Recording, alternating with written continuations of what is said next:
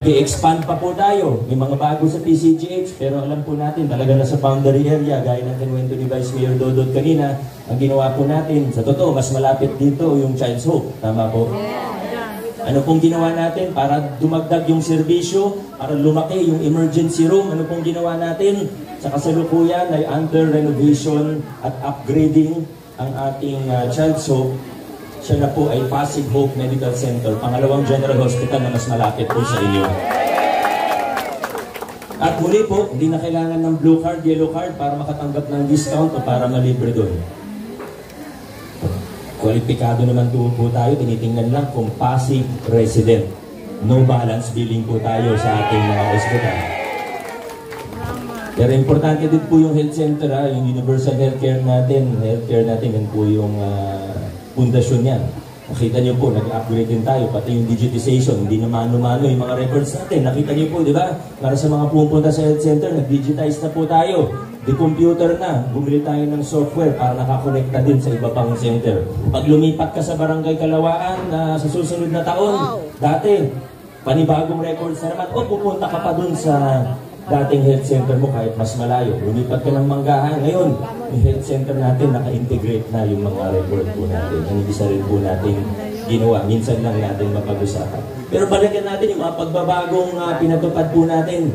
Ano po bang ibig natin sabihin? Dito sa, yun nga, yung sinisimbolo ng pamaskong handog. At hindi lang po sa pamaskong handog, hindi lang sa healthcare, kundi sa lahat ng serbisyo, sa lahat ng programa, ito naman po talaga yung ginawa natin. Naalala niyo po nung una kaming naglalakad dito sa Bagong Ilog, sa lahat naman ng barangay sa Pasig. Pag bumababa kami ni Congressman Roman, kaming dalawa lang magkasama noon. Madalas kasama rin si Consi Kiko. Minsan kaming tatlo lang, o akong mag-isa lang, o kasama ko lang si Kong. Madalas may mga lumalapit sa amin, pero mabilisan lang.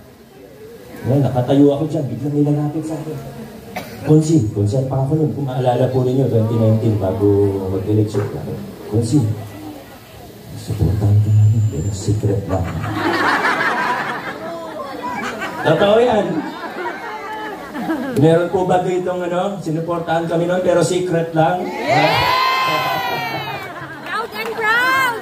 Pag tinatanong po namin kung bakit, kasi madalas nagbubulungan kami, tapos biglang tatakbo na palayo. Magtatago na. Minsan hinahabol ko. Ate, ba't naman secret? Biglang tanong kong ganun. Madalas po, sabi sa amin, pasensya na, Consi. Alam niyo naman, may kamag-anak kong nagtatrabaho sa City Hall. May anak akong scholar ng Pasig. O, kasi nagtatrabaho ako sa barangay.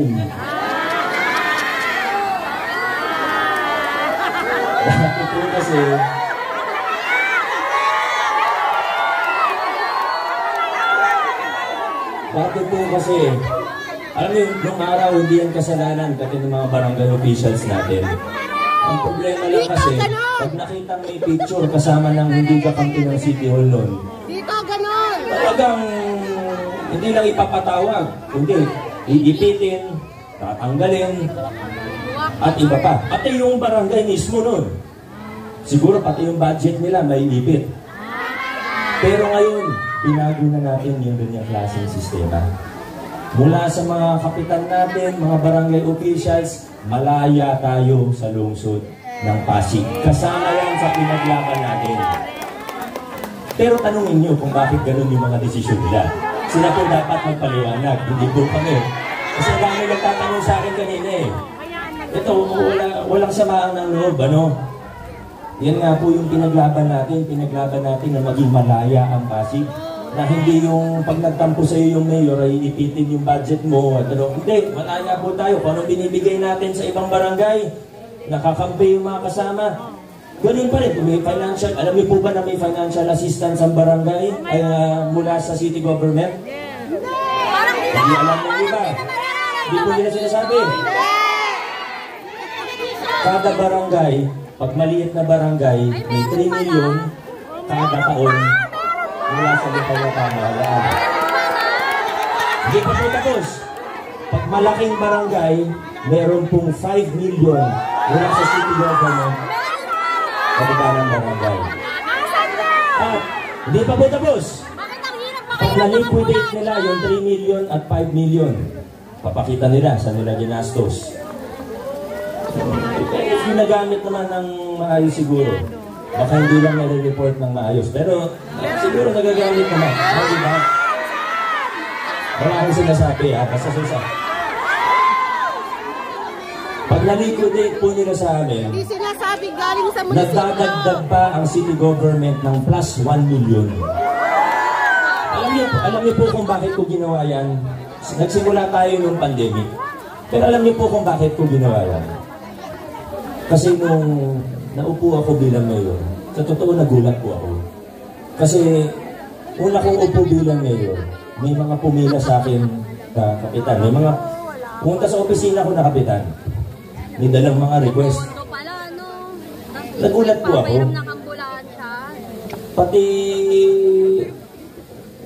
Pati tabo at balde at sabon at panglinis kasama sa request nila sa city government. Hindi ko po nilalata, hindi bagong ilog yun. Yung sa nakontok po sa iba. Hindi bagong ilog yun. Kami talaga, nangintriga kayo eh. Sandali lang, matapusin niyo yung word ko. Eh sabi ko, ba't ganun? Ultimo panglinis ng inodoro, i-request sa city government. Ano kaya yung pwede natin gawin? Kasi baka naman, yung ibang barangay, lalo na yung mas maliit po na barangay, eh, siguro medyo nahihirapan din po talaga sila kung maliit yung huwag natin judge kagad. So ang ginawa ko po, imbis na, ang hirap ng ganun eh, kung malapit ka sa mayor, lahat ng request mo, granted. Pati sa mga building, ganyan, mga kalsada yung papagawa. Ayoko ng palakasan system. Kasi sa palakasan, ilan lang yung makikinabang. Ano pong ginawa natin? Kung sa pamasong handog, inayawan natin yung leader-leader. Gusto natin lahat meron. Ganun din po yung ginawa natin sa tulong sa mga barangay government natin. Ang ginawa po natin, automatic. Lahat ng 30 barangays natin may 3 million or 5 million na financial assistance. Kaya nalilit na bagay, sila na po yung bahala. Ulit-ulit na lang po. O ganito na lang po.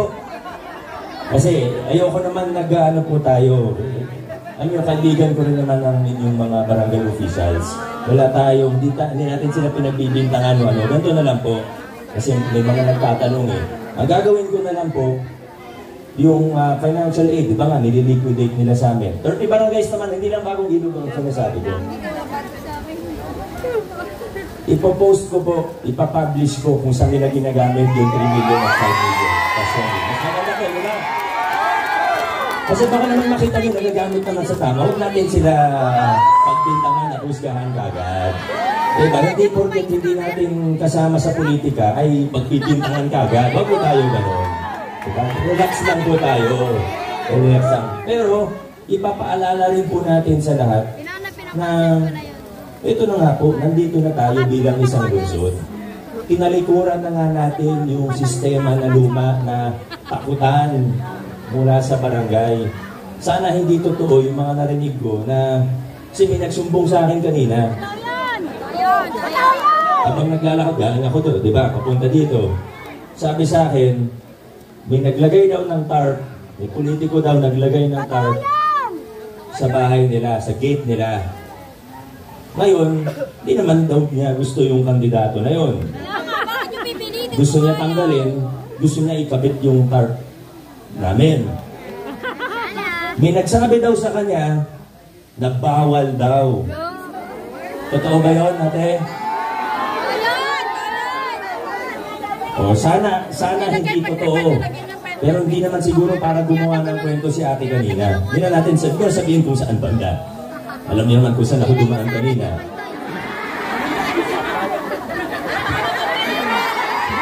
Sana hindi totoo. Kasi nire-respeto nga natin lahat eh. Alam niyo bilang mayor, minsan aminin ko, nakakatukso. Pag nakita mong binabastos ka, siyempre minsan gusto, tao lang din naman ako, hindi naman ako santo. Minsan gusto mo rin bawian eh. Diba? Pero pinipili natin na gawin kung anong tingin natin ang tama. Kaya naman ang kulay ng politika, ganun pa rin po ang inyong city government. pantay-pantay pa rin ang tingin sa bawat Pasigueño, maging sa bawat barangay dito sa lungsod ng Pasig. Ganun pa rin po ang gagawin natin.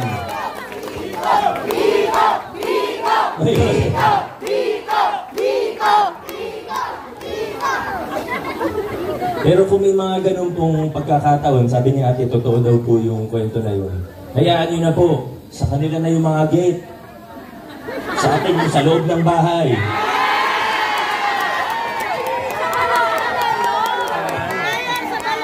Sa kanila yung mga sa kanila na yung mga pader. Sa atin yung mga puso. Maraming salamat po sa inyo. Salamat po. Inuldukan na natin yung mga lumang kalakaran. Alam ko naman po meron talagang mga iba na gusto tayong i-atras pabalik dun sa mga lumang kalakaran. Siguro kasi mas nakikinabang sila sa mga lumang kalakaran.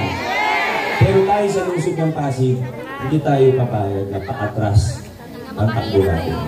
Paabante lang po tayo sa lungsod ng Pasig. Hindi tayo uurong, tayo'y patuloy na pasulong sa lungsod ng Pasig. Dire-diretso tayo. Noong 2022, binigyan niyo ako ng mga, hindi lang kakampi, kundi mga kasangga na mas matitibay. Sa congressman, siguro kahit hindi na pag-isipan. Kilalang-kilala niyo po ang ating congressman Romulo, napakagaling po niyan. Hindi lang basta nagpaluklok sa pwesto, totoong nagtatrabaho. Yan ang ating congressman, Roman Romulo. Laging handang tumulong. Noong 2022, binigyan niyo ako ng mas matitibay na kasama. May mga nagawa ako na mas mabilis, may mga nagawa ako na mas matindi dahil sa tulong nila, dahil mas buo yung puwersa natin. Bigyan ko kayo ng isang halimbawa na lang. Marami akong pwedeng banggitin. Habang nandito po ako sa harapan ninyo, mga 10 bagay yung naglalaro sa utak ko kung anong ikukwento ko po sa inyo. Pero isa na lang po, naalala po natin, lagi na sa balita yung Pogo. Diba, yung Pogo, puro dayuhan naman yung mga empleyado doon. Pumasok ako sa loob doon, kasama ng SWAT. Hindi na balita yun, hindi naman tayo mahilig magpamedya eh. Ba't nga ba may media dito ngayon? Umalis. Kaya kagulat yung mga kaibigan natin dito, bigla itong mga rating eh. Ay, andyan pala. Gusto ko kayo. Huwag niyo na po ako isama sa news mamaya, ha? Ano po? Ano po ninyo? Balik po yan. Hindi maiwasan minsan, ayaw mo magpa-interview, pagbaba mo na sa sakyan, biglang nandun na sila eh. Joke lang po, ha? Ano nga ba yung kinukwento ko? Ha? Pogo. Tama niyo po, di ba? Nababalita yung mga krimen na kaugnay ng Pogo. Buti kung may nabibigyan silang trabaho na Pasigueño, wala din naman. Kahit taga-ibang lungsod na, basta Pilipino, okay lang, wala din naman. Pero pumasok po ako, yun nga, kasama ko yung SWAT isang beses, pumasok ako sa isang Pogo. Kasi 2019, may mga naabutan po ako sa Pasig. Pumasok po ako, naghanap ako ng Pilipino. Kaya ko lang, maghanap ako ng Pilipino. Isang Pilipino nakausap ko doon. Parang, di ko lang, parang manager o parang siya yung in charge sa building. Tapos, mga 1,000, puro dayuhan. Kaya dapat talaga pagbawalan. Sa tulong ng ating City Council, sa pangunguna ni Vice Mayor Dodot, ordinansa na final ni Councilor Simon. Sandali lang, wala pa nga. Kasi ito background lang po. Noon kasi, may mga naglalakad talaga yan. Nilalapit sa akin yan. Pwede na natin. Wala silang sinasabi na tungkol sa pera kasi siguro kilala naman nila ako. Hindi talaga tayo mapatol sa ganyan. Pero nilalapit nila sa akin, sinusubukan nila akong kumbinsihin na hindi, maganda yan, nagbibigay ng trabaho yan. Dapat payagan natin kasi nakakaya naman kung paalisin natin. Ganun. Mga kakilala niyo po yung iba na naglalakad ng pogo nun dito. Hindi naman natin sila iniintindi. Pero noong 2022, binigyan niyo ako ng mas maayos na kasama. Binigyan niyo ako ng mga kasama na kaprinsipyo natin, kadireksyon natin. Alam niyo ba na tayo sa buong Pilipinas ang unang LGU na nag-ban ng pogo? Pero hindi ko po nagawa yan kung ako lang mag-isa. Kasi dadaan sa konseho yan eh. Ang mayor, hindi naman hari ang mayor eh. Siyempre, kailangan kasama yung city council. Vice Mayor Dodot Jaworski, maayos na Vice Mayor at tagapangasiwa ng ating konseho. Mga konsehal natin, narinig niyo yung ibang accomplishment natin, pero sa totoo lang, bitin yung mga talumpati nila kanina kasi ayaw lang nilang masyado kayong mainitan. Isa na lang po yung babanggitin ko. Medyo na sa ibang konsehal, shortcut ko na po, hindi ko na babanggitin ng isa-isa yung mga konsehal. Kasi alam niyo naman na poging-pogi si Konsehal Volta. Alam niyo naman na hindi kayo mauuhaw pagkasama si Konsehal kasi marami siyang picture na pinamimigay.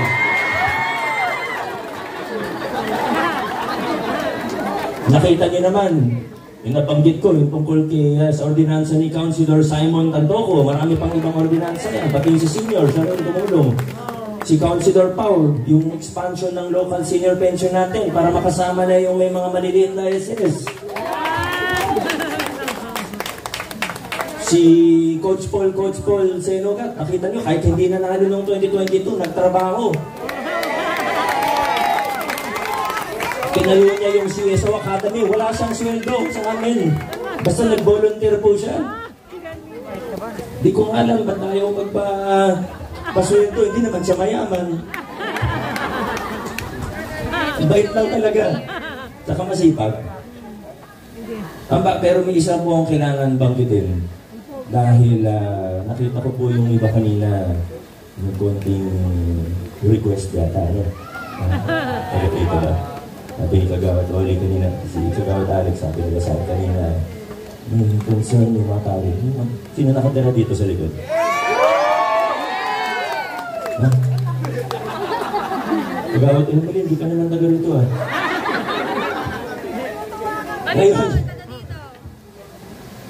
siguro makikita nyo naman po yung track record mula noong 2019. Pag nakita natin na pwedeng ayusin ng pamahalaan ng isang problema o isang issue, hindi tayo nagpabaya. Alam niyo po ba na sa buong lungsod ng Pasig, nasa mahigit 3,000 pamilya ang natulungan natin para mapasa kanila ang lupa na kinatitirikan ng kanilang bahay.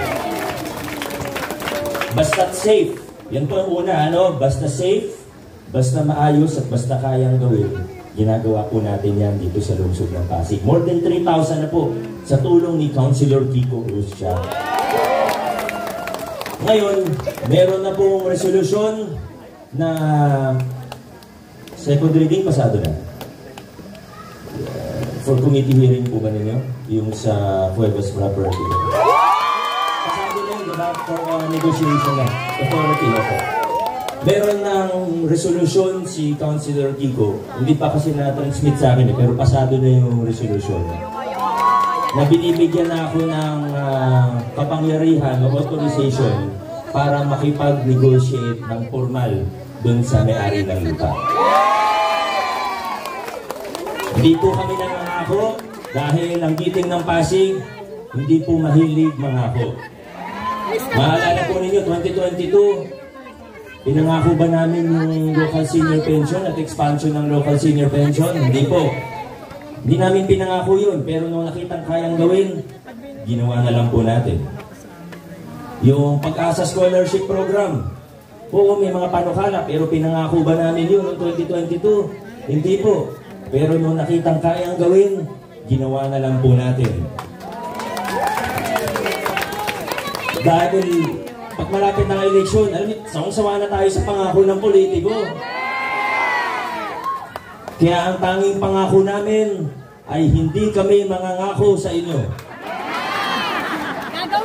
Pero asahan po ninyo na kung kayang gawin, gagawin po natin. Maraming salamat, Bagong Ilog.